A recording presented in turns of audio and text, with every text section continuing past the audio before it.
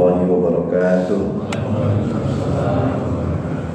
Bapak, Ibu, Saudara yang kami muliakan, seperti biasa di minggu pertama atau ahad pertama di bulan Agustus ini, saya akan baca salah satu ungkapan baik dalam bentuk hadis maupun para ulama yang ada dalam kitab Nasohul Ibad karena Asy-Syaikh Nawawi Al-Bantani. Di antara ungkapan di dalam kitab Nasohul Ibadnya Asy-Syaikh Nawawi Al-Bantani adalah ungkapan dari Asy-Syaikh Abdul Qadir Al-Jilani. Ini mungkin ya pernah saya ungkapkan dan mungkin beberapa kali saya ungkapkan, dan memang cara keilmuan segala sesuatu ungkapan para ulama, apalagi hadis, apalagi Al-Quran, itu sangat-sangat penting. Dengan harapan mudah-mudahan dengan sering diungkapkan itu semakin memberi motivasi buat kita mengamalkan atau mengaplikasikan apa yang diungkapkan di dalam ungkapan tersebut. Di antaranya di dalam kitab Nasohul Ibad karya Asy-Syaikh Nawawi Al-Bantani ada ungkapan dari Asy-Syaikh Abdul Qadir Al-Jilani. Nama Asy-Syaikh Abdul Qadir Al-Jilani itu kadang mendapat julukan Sultan Aulia, ya. Atau beliau aslinya ya, Asy-Syaikh Abdul Qadir Al-Jilani itu mendalami bahkan berbagai disiplin keilmuan beliau kuasai. Ilmu fikihnya, ilmu tafsirnya, bahkan tasawufnya gitu ya. Tapi kok kenapa Syekh Abdul Qadir Al-Jilani lebih populer dengan ahli tasawuf gitu. Bahkan seperti Imam Syafi'i sendiri begitu. Imam Syafi'i itu sebenarnya bukan ahli fikih aja, ahli tafsir juga ya. Dan berbagai disiplin keilmuan beliau kuasai. Cuman kan bahasanya setiap manusia ada kelebihannya. Jadi seperti Imam Syafi'i, kelebihan beliau di antara dalam masalah fikih, padahal ilmu yang lain beliau kuasai gitu. Ya kelebihan itulah sehingga lebih populer. Sama Asy-Syaikh Abdul Qadir Al-Jilani begitu juga. Keilmuan, disiplin keilmuan apa saja sebelum beliau kuasai, tapi kalau untuk masalah tasawuf mungkin karena ada penjiwaan, bahaya mungkin pengalaman sehingga beliau lebih terkenal sebagai as-sufi atau ahli tasawuf. Itu sekedar sejarah singkat tentang Asy-Syaikh Abdul Qadir Jilani yang kadang kita nyebutnya Al-Jailani, kadang nyebutnya Al-Jilani. Ini kita di masyarakat karena suka nyebut Al-Jailani, suka nyebut Al-Jilani. Mana yang benar? Dua-duanya benar. Cuma sedikit yang membedakan. Sama-sama benar, cuma sedikit membedakan. Yang membedakan itu enggak fatal. Ini karena kebiasaan aja. Gini, kalau disebut Asy-Syaikh Abdul Qadir Al-Jailani dengan Al-Jilani, kalau Al-Jailani itu lebih ketika Asy-Syaikh Abdul Qadir Jilani dibahas masalah ilmu selain tasawuf, entah ilmu fikihnya, ilmu tafsirnya dan sebagainya, maka beliau sering disebut Al-Jailani. Tapi kalau Al-Jilani itu lebih mengedepankan ketika beliau disebut karena pembahasan masalah tasawuf. Makanya sekali lagi di masyarakat kadang-kadang Asy-Syaikh Abdul Qadir Al-Jailani atau Asy-Syaikh Abdul Qadir Al-Jilani. Jadi ketika beliau membahas masalah tasawuf, banyak masyarakat menyebutnya adalah Al-Jilani gitu. Tapi dalam membahas masalah yang lain beliau disebut Al-Jailani. Jadi saya bilang sama ya, tapi disesuaikan dengan ketika beliau membahas apa. Baik Bapak-bapak, saudara-saudara, ungkapan dari Asy-Syaikh Abdul Qadir Al-Jilani begini: la budda likulli mu'minin fi sa'iri ahwalihi min salasati asya'a, amrun yamtathilu, nahyun yajtanibu, wa qadarun yadhabi. Kata Syekh Abdul Qadir Al-Jilani, la budda likulli mu'minin, senantiasa itu ya, bagi seorang mukmin, fi sa'iri ahwalihi min salasati asya'a, dalam perilakunya atau mungkin kita bilang dalam kehidupannya itu menjalankan atau melaksanakan 3 perkara. Jadi gini, Bapak-bapak, saudara-saudara sekalian, kita ini sebagai orang yang beriman, kalau pemahaman dalam ungkapan Syekh Abdul Qadir Jilani, kita ini sebagai orang yang beriman dan mudah-mudahan menjadi orang yang beriman sempurna, itu la budda, mau tidak mau. Tidak mau itu apa? La budda itu jangan menjawab orang-orang. Apa Pak orang-orang? Harus kan ya, sama ya, wajib, ya, wajib.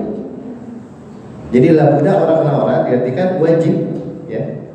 Salah satu pemahaman sini adalah ciri orang yang beriman yang sempurna itu menjalankan 3 perkara. Dalam kehidupan kita 3 perkara yang kita kerjakan.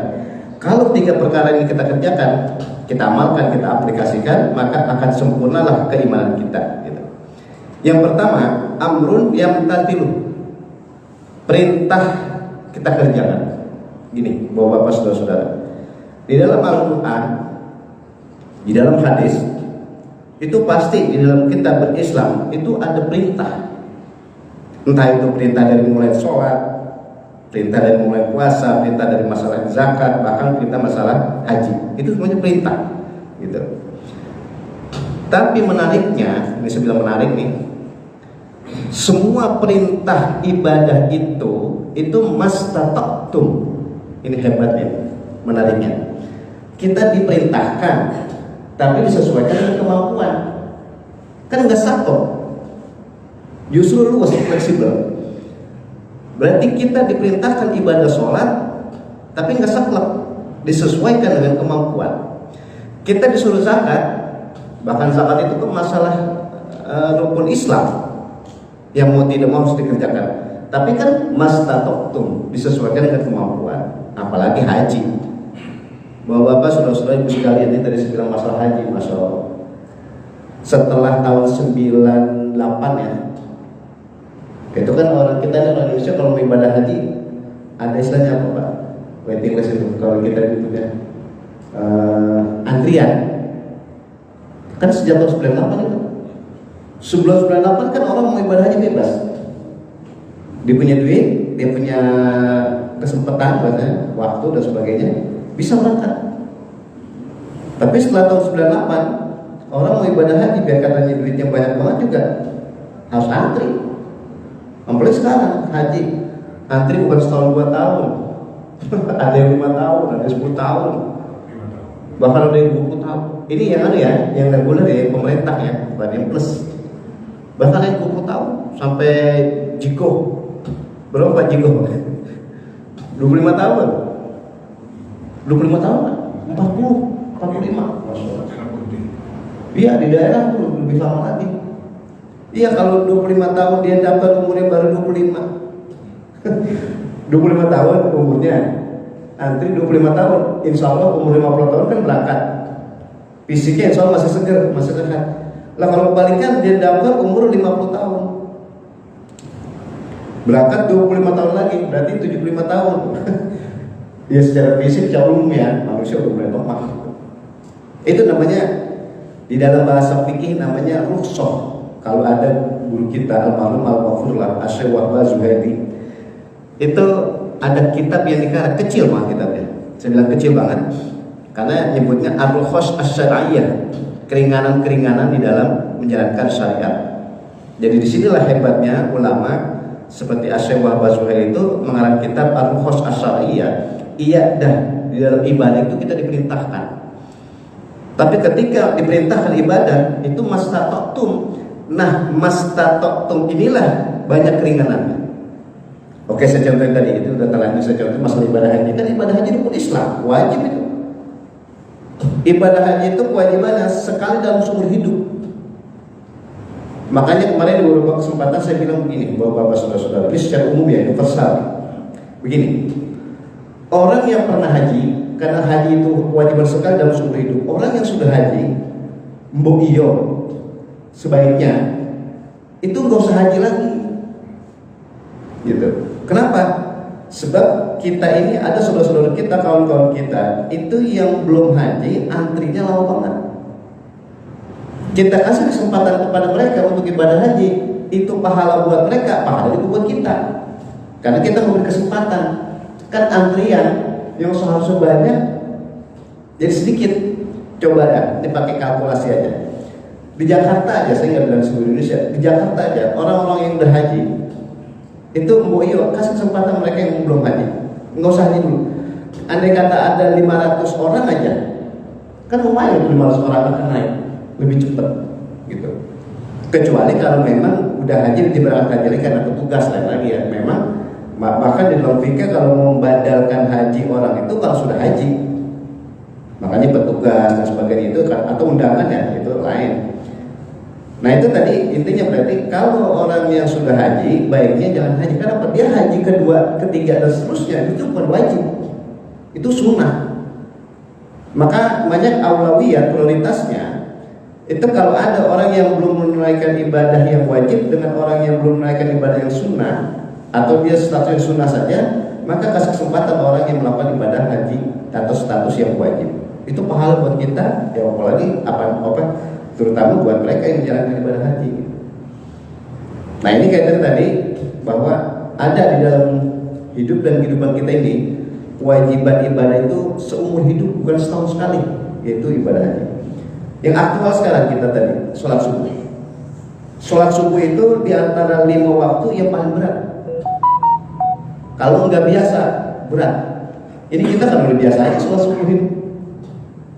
Bisa jadi bapak-bapak, saudara-saudara, ibu-ibu sekalian, terutama ibu-ibu kalian, itu waktu subuh bisa jadi nggak perlu dibangunin, nggak perlu pakai alarm. Bahkan andai kata nggak sholat azan juga bisa jadi di masyarakat begini nih, termasuk ini saya juga Cidono kali ya. Kita udah biasa bangun subuh. Sekarang kan subuh udah jam 5:04. Kita udah biasa bangun subuh, meskipun nggak ada azan kita bangun. Meskipun nggak pakai alarm kita bangun, meskipun kita nggak mesen dibangunin kita bangun. Kenapa? Sebab fisik kita, bahkan batin kita itu udah terbiasa bangun 4:30 contohnya. Kenapa? Sebab sudah biasa, sudah istiqomah. Tapi orang yang belum biasa, bahkan enggak mau ngebiasain, berat dan susah. Nah, kembali ke tadi. Jadi ibadah, di antara ibadah yang sekarang kita lakukan, ibadah sholat. Itu ibadah sholat adalah ibadah yang wajib, bahkan menjadi rukun Islam. Itu meskipun kewajiban ibadah sholat itu kewajiban mutlak, tapi ada rukhsahnya, ada keringanannya. Apa keringanannya? Kalau kita dalam keadaan musafir, kita sulit menjalankan ibadah sholat tiap waktu, boleh digabung. Atau bukan karena sulit digabung, kita ketika musafir sulit untuk melakukan sholat yang waktunya agak lama. Contoh, sholat zuhur 4 rakaat. Karena mungkin ya, kita lagi di terminal, lagi di stasiun, bahkan di airport, karena keterbatasan waktu, yang biasanya 4 rakaat kita kerjakan 2 rakaat, jadi boleh. Itu namanya keringanan rukhsah atau qashar. Bahkan orang yang sakit, ini bapak-bapak saudara-saudara sekalian, yang ya jangan menungso ya, yang namanya manusia nggak ada yang nggak pernah sakit. Manusia pasti pernah ngalamin sakit. Nah, ketika orang sakit baik di rumah maupun di rumah sakit, itu sakitnya parah. Ya mungkin bahasa saya ini sakitnya berat. Yang andai kata dia sholat tiap waktu repot ngeberatin dia, apalagi nanti butuh kamar mandinya, wudhu dan sebagainya, meskipun tayang bisa. Itu sholat yang asalnya dilakukan tiap waktu, kemudian karena repot dan sebagainya, karena berat, karena pengaruh penyakit yang berat, itu boleh digabung, boleh dijamak. Zuhur asar digabung, maghrib isya digabung, boleh. Dengan catatan sakitnya berat, sakitnya parah dan sebagainya. Berarti di situ kesimpulannya, sholat meskipun itu rukun Islam, meskipun merupakan wajib mutlak, absolut gitu, tapi dalam keadaan tertentu itu ada keringanan, ada rukhsahnya, ada ar-rukhsah asyariyahnya. Itu dimaksud dalam Al-Quran mastata'tum.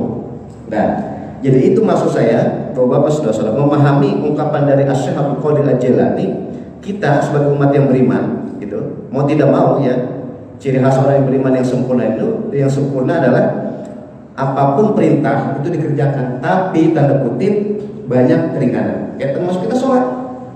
Kita selagi masih mampu berdiri, nggak mampu berdiri, duduk, bahkan duduk nggak mampu berbaring.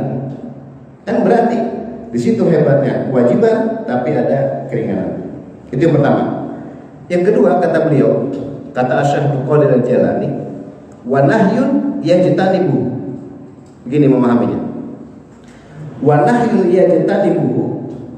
Tadi perintah, sekarang larangan yang harus ditinggalkan. Tapi sekali lagi menarik ya ungkapan para ulama itu, bahkan di dalam Al-Quran yang saya sebutkan, itu nyebutnya ijtinab, yajtanibu. Ini teorinya. Kalau di Al-Quran, di hadis, itu ada perkara yang disebut haram, itu berarti larangan dikerjain.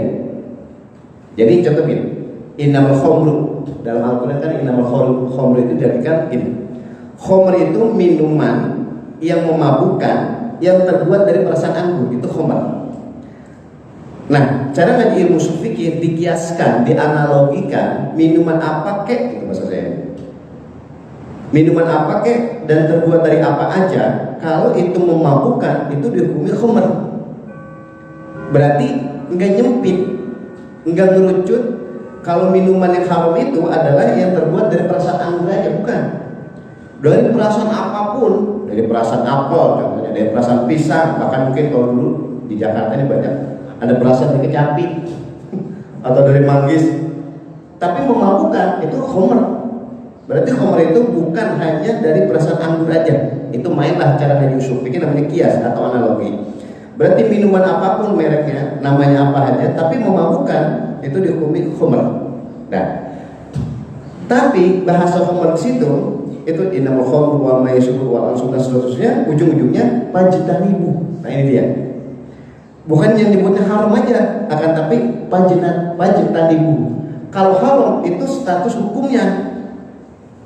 Status hukum minuman yang haram itu status hukumnya. Tapi dalam Al-Quran dan hadis disebutnya ijtinab, fajtanibu. Artinya apa? Jauhi. Pemahamannya berarti kita bukan hanya dilarang meminum minuman yang memabukkan, akan tapi deketin aja nggak boleh, gitu maksudnya. Sama begini nih analogi kita nih kehidupan kita. Coba deh kita kalau stasiun mana kayak gitu, kan kita bukan yang nggak boleh duduk di rel, kayak gitu analogi namanya. Kita di barang stasiun, MRT kayak apa kayak, itu kan kita nggak boleh sama petugas. Itu bukan kita duduk di rel aja, bukan kita diri di rel aja, deketin rel juga nggak boleh. Maksudnya begitu. Jadi bukan berarti entah takut ketabrak kereta karena di rel. Kalau di rel dia duduk dia itu sama juga bunuh diri. Hewan kenyataan bunuh diri. Tapi di situ pemahamannya deketin aja nggak boleh. Itu analogi kias. Ternyata dalam Al-Quran larangan-larangan itu disebut bukan karena perbuatannya aja, deketin aja pun nggak boleh, fajtanibu gitu dalam Al-Quran. Sehingga di sini ungkapan dari Asy-Syaikh Abdul Qadir Al-Jilani sama, wa nahyun yajtanibu, larangan itu jauhi, bukan berarti dikerjain yang diharamkan, deketin aja nggak boleh. Berarti bapak-bapak saudara-saudara gini, mabuk itu haram, mencuri itu haram, judi itu haram, zina itu haram. Coba dalam Al-Quran semua itu redaksional awalnya adalah bukan dilarang ngerjainnya aja, deketinnya pun nggak boleh. Bahkan dalam Al-Quran masalah zina khusus ya, wala taqrabu zina kan.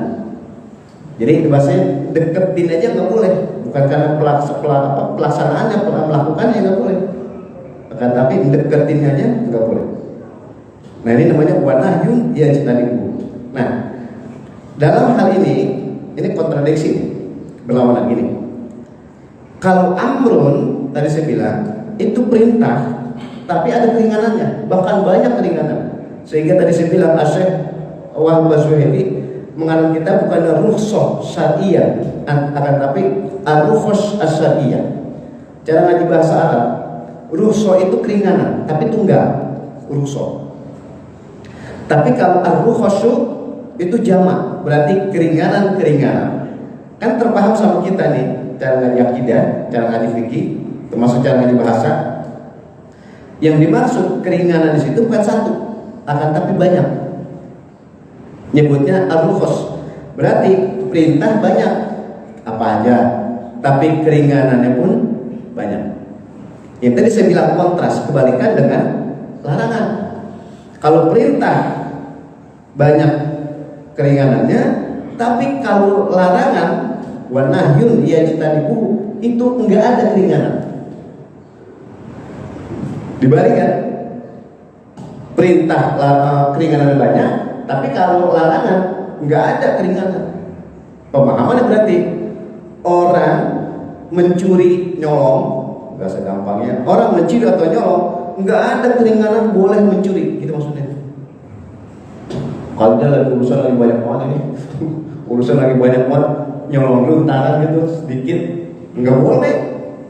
Apalagi pakai diniatin, pakai nyolongan, dikit aja lah, sekedar buat apa? Kayak tetap aja kagak boleh. Sedikit atau banyak mutlak haram, nggak ada keringanan. Atau mungkin bapak-bapak saudara-saudara ada di suatu tempat ada orang datang ke suatu daerah yang dingin. Saya tambahin banget dah, dingin banget. Nah kalau dia biasa daerah nggak dingin, suatu saat dia pergi ke suatu daerah yang dingin banget. Akhirnya salah satu caranya katanya minumlah yang buat ngangetin badan, minuman yang memabukkan, maksudnya biar jadi badan hangat katanya gitu. Itu dia minum minuman buat ngangetin badan, tapi minuman itu haram dalam keadaan dingin, itu tetap kagak boleh. Bukan berarti kalau dalam keadaan dingin jadi boleh. Makanya obat apapun kalau najis kagak boleh. Obat apapun kalau haram kagak boleh.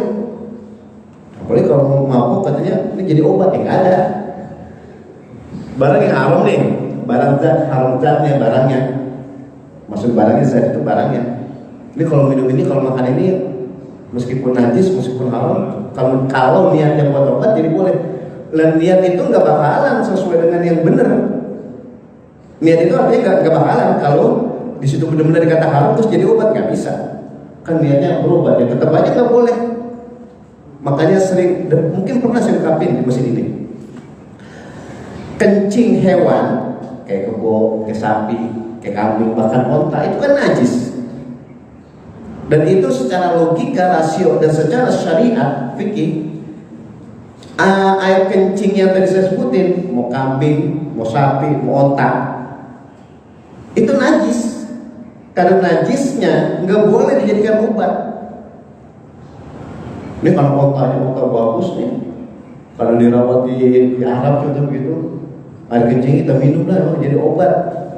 Bukan obat, itu namanya kita keblangsak gitu. Akal kita terputer, itu nggak bisa dijadikan obat. Pokoknya yang najis nggak bisa dijadikan obat. Yang haram nggak bisa jadi obat. Itu disebut namanya satu kaku ya. Jadi kalau masalah larangan nggak ada keringanan. Itu tadi saya contohin orang nyolong gitu ya, terus mabuk-mabukan apa saja, atau mungkin judi. Ya sama lah, korupsi, judi, zina, nggak ada keringanan. Termasuk zina nggak ada keringanan. Gitu ya. Jangan alasan begini. Ini karena daripada dia istrinya nggak ada gitu kan, lagi pergi kemana-mana nih, contohnya lagi pergi kemana-mana, terus istrinya nggak diajak gitu kan, nanti dalam keadaan pengen bersyahwat, pengen hubungan seksual. Udah kalau dalam keadaan seperti ini berarti zina jadi halal, kagak bakalan ya halal, haram ya haram. Jadi intinya begitu, saklek ya. Jadi kebalikan ini, kontradiksi, tanakud dalam bahasa Arab. Kalau perintah itu banyak keringanannya, intinya. Bahkan perintah itu dalam bentuk rukun Islam. Tapi kalau larangan itu nggak ada keringanannya. Itu intinya kebalikan, ya, kebalikan. Nah inilah yang disebut namanya amrun yang tasilu wa nahyun yajtanib. Yang terakhir, yang ketiga, kata Syekh Abdul Qadir Al-Jilani begini, wa qadarun yadhabi. Ini penting nih Bapak saudara-saudara ibu sekalian, ya, terutama buat kita ini. Saya bilang qadarun yadhabi ini penting buat kita gini. Di dalam cara ngaji akidah, makanya ini menarik banget ya, kitab Syekh Abdul Qadir, maksud saya Syekh Nawawi Al-Bantani, namanya Nasrullah. Gini, dalam kehidupan kita ini, ketika kita masih ada di rahim ibu, pas 121 hari itu ditentukan ketentuan Allah, disebut qada. Jadi ketika kita masih di rahim ibu kita, ketentuan Allah itu disebut qada. Itulah makanya janin mulai hidup gitu. Sehingga di masyarakat kadang-kadang ada selamatan 4 bulan. Kan ada di masyarakat orang hamil 4 bulan dia ada selamatan. Kenapa selamatan 4 bulan? Sebab janin itu mulai hidup. Kalau yang selamatan 7 bulan itu artinya janin sudah mulai sempurna fisiknya, dan itu andai kata diadakan acara 7 bulan pagi, sore bisa jadi dia lahir itu udah kuat, istilahnya rahim itu udah siap ya. Tapi kalau 8 bulan itu mulai lemah lagi. Nanti kalau 9 bulan baru kencang lagi, kuat lagi. Nah itulah biasanya lahir umur 9 bulan. Kembali ke tadi. Jadi di dalam waktu dalam yaqobihi, ketika kita sebelum kita ini, karena kita udah pasti ya kita ngalamin itu, ketika janin kita itu berumur 120 hari 4 bulan, atau tambahkan 1 hari 121 hari itu dihidupkan dulu gitu. Itu namanya qada, ketentuan Allah. Tapi apapun yang terjadi setelah kita lahir itu namanya qada atau takdir. Wis podo sama aja. Qada dengan takdir. Termasuk sekarang apa saja yang kita alami di dunia ini itu namanya takdir. Entah yang kita alami sesuatu yang menyenangkan atau kebalikan, sesuatu yang tidak menyenangkan itu namanya takdir. Kita senang takdir, kita enggak senang juga takdir. Apa contohnya? Saya nggak usah nyontohin yang senang lah. Kalau senang kan batin kita yang tahu. Kita mengalami yang kita tidak senangi. Apa itu? Musibah. Musibah itu yang kita alami namanya takdir. Tapi jare Jawa, jare musibah itu, yang istilah musibah itu sesuatu yang gak rutin, gitu. Nggak selalu itu namanya musibah dan nggak nyenengin hati atau nggak ngenakin hati. Makanya saya contohkan, ada orang kebanjiran, ada orang kebakaran, ada orang ditinggal mati oleh orang yang dicintainya. Itu namanya musibah. Soponewo, siapapun kita ini pernah mengalami musibah yang terberat. Apa itu? Kematian orang yang kita cintai. Kematian yang paling gede, kematian yang paling berat kita pernah mengalami. Siapa itu? Kita punya orang tua mati, itu musibah paling gede. Ditinggal mati bapak, ditinggal mati ibu, ditinggal mati saudara, ditinggal mati guru, ditinggal mati teman, bahkan kita ditinggal mati tetangga.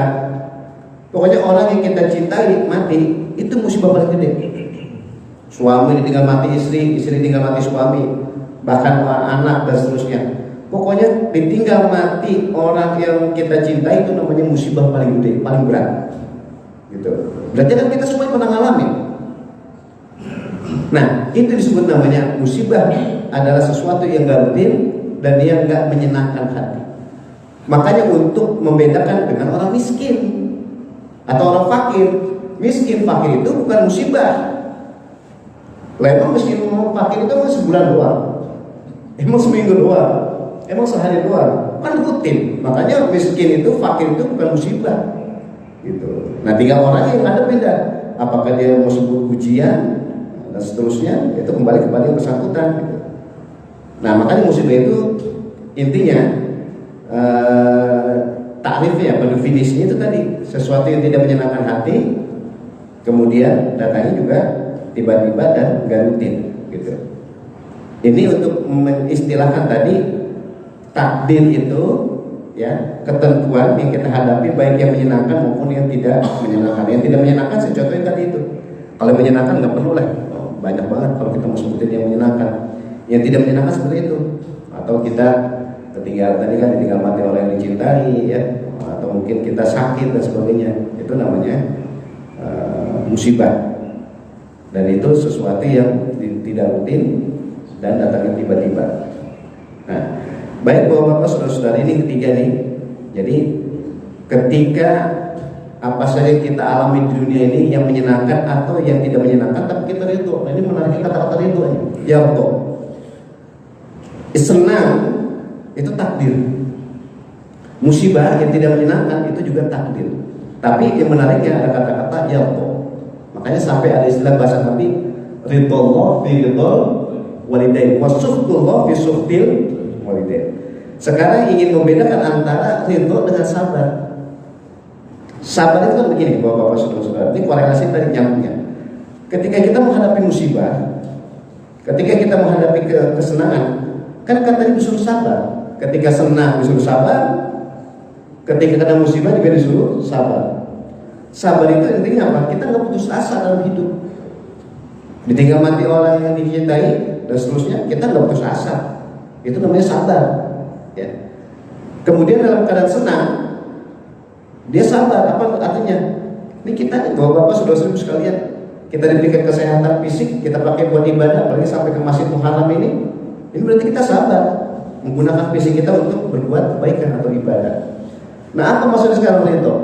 Ridho itu intinya dengan sabar lebih tinggi ridho. Jadi sabar itu aja tadi nggak putus asa. Kalau ridho intinya berarti kan ridho suka diartikan senang, tenang. Berarti kita dalam keadaan senang apapun, dalam keadaan kaya, dalam keadaan sukses dan sebagainya, kita ridho. Ridho artinya apa? Kita dalam keadaan senang. Meskipun yang kita peroleh belum sesuai yang kita pengenin. Harta contohnya kita pengen, tapi belum mendapatkan apa yang kita inginkan dalam status kuantitas, dalam bentuk jumlah. Atau saya contohkan begini, ada suami istri itu ketika hamil istrinya itu pengen punya anak laki, ternyata yang lahir perempuan. Itu harus ridho, gitu maksudnya. Kan senang itu punya anak. Jangan dibalik, punya anak malah kagak ridho. Kan kontradiksi kebalikan. Meskipun yang kita, tadi maksudnya itu yang kita pengenin nggak tercapai, tapi kan kita merupakan mendapat kesenangan juga, mendapatkan anak. Gitu. Itu salah satu contoh ridho adalah levelnya lebih tinggi ketimbang sabar. Sabar aja itu tadi intinya berarti nggak berbuat ya putus asa, itu udah sabar. Tapi ridho itu senang, gitu. Maka ridho itu levelnya lebih tinggi ketimbang sabar. Ketika dalam keadaan sukses dia ridho. Contoh, anak ujian entah sekolah atau di universitas lulus, tapi meskipun nggak mendapat nilai tertinggi, tetap harus ridho, senang. Itu intinya, gampang gitu dah. Atau kita kerja cari nafkah, dapat meskipun levelnya atau dapatnya nggak sesuai yang kita inginkan, itu sudah merupakan anugerah, merupakan nikmat. Kita senang, kita ridho, itu begitu. Nah, sekarang bagaimana kalau ridho berharap sesuatu yang kita nggak senangi? Contoh tadi, karena sakit, kena musibah. Bapak-bapak, saudara-saudara, ketika orang sakit, itu kan musibah yang saya bilang. Tapi ketika orang kena musibah, ada yang sabar, ada yang nggak sabar. Kalau yang nggak sabar, kemarin-kemarin dia biasa ibadah, nggak ibadah lagi kan? Berarti nggak sukses menjadi orang yang sabar kena musibah. Tapi ketika kena musibah, dia tetap sabar, dia tetap ibadah. Itu namanya orang yang sabar. Tapi kalau ridho itu lebih tinggi lagi. Apa maksudnya ridho? Ketika dia kena musibah yang enggak nyenangin hati, itu hatinya tetap tenang, hatinya tetap senang. Inilah kalau kita mau tilik lebih dalam lagi, makanya cara kajian ilmu tasawuf, sakit itu nikmat. Ini level ilmu tasawuf nih.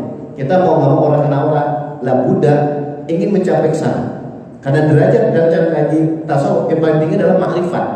Begini, ini yang namanya itu kudu ada pendalaman, harus ada pendalaman penghayatan penjiwaan. Saya contohin begini, ketika kita sakit, secara zahir kita kena musibah. Saya ulang, ketika kita sakit, secara zahir kita kena musibah. Apa maksudnya secara zahir kena musibah? Ya biasa kita jalan-jalan, kita nggak bisa jalan lagi.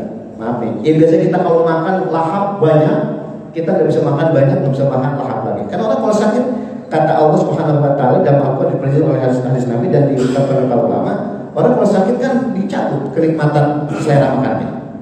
Kan berarti nggak nyaman sama kita. Tapi dalam cara ngaji mutasawuf, orang sakit itu kalau di jiwa, di hayati, itu akan jadi nikmat. Apa contohnya? Ini kalau enggak sakit bisa jadi berbuat maksiat. Kita kalau nggak sakit bisa jadi kita banyak berbuat maksiat. Minimal kita tidak bersyukur pada Allah. Makanya kalau orang sakit, simbol dia ridho, meskipun dia tahu batinnya doang. Ketika orang sakit, dia ridho, apa artinya? Ibadah yang rutin biasa dikerjakan dalam keadaan sehat, meskipun lagi sakit dikerjain. Makanya orang kalau sakit masih bikin sholat, berarti memang betul-betul orang yang ridho terhadap sakit. Patokan jangan lagi sehat. Makanya ada orang sakit tetap mikirin sholat. Bahasa kita begini, lagi sakit aja mikirin sholat, apalagi kalau dia sehat. Tapi orang yang nggak jiwain, nggak ridho, jangankan dia sakit, kan dia sehat juga nggak bakalan sholat.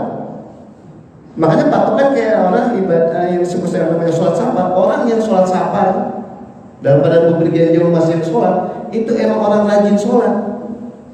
Lagi bepergian jauh yang dalam keadaan sulit kadang-kadang, yang mungkin dalam keadaan repot masih mau sholat, berarti emang rajin sholat.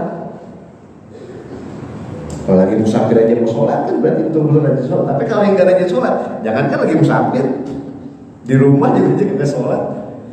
Ini kayak subuh nih, bapak-bapak saudara-saudara, masya Allah, ibu-ibu. Kalau pengen orang lihat orang yang konsekuen istiqomah rajin sholat, lihat aja sholat subuhnya. Kalau sholat subuhnya rajin, insya Allah 4 waktu yang lain pasti rajin. Apalagi ke masjid, luar biasa ya. Nah, tapi kalau yang nggak rajin sholat ya, jangankan sholat subuh, sholat yang zuhur juga, yang siang-siang aja belum kerjain. Inilah ungkapan sekali lagi dari Asy-Syaikh Abdul Qadir Al-Jilani. Intinya, bahwa bapak saudara-saudara sekalian, mau tidak mau kita akan menjadi keinginan kita seorang mukmin yang sempurna. Orang mukmin sempurna itu mau tidak mau dalam kehidupannya menjalankan 3 perkara. Yang pertama, perintah ya, mau tidak mau kita kerjakan. Tapi keringanan itu banyak sekali. Yang kedua, wa nahyun yajtanibuhu. Banyak larangan ini mau tidak mau harus kita tinggalkan. Yang ketiga, kita ridho apapun yang Allah berikan kepada kita. Tapi ridho itu tadi ya, levelnya bukan sabar lagi, tapi ridho, senang, tenang dalam menghadapi apapun yang kita alami.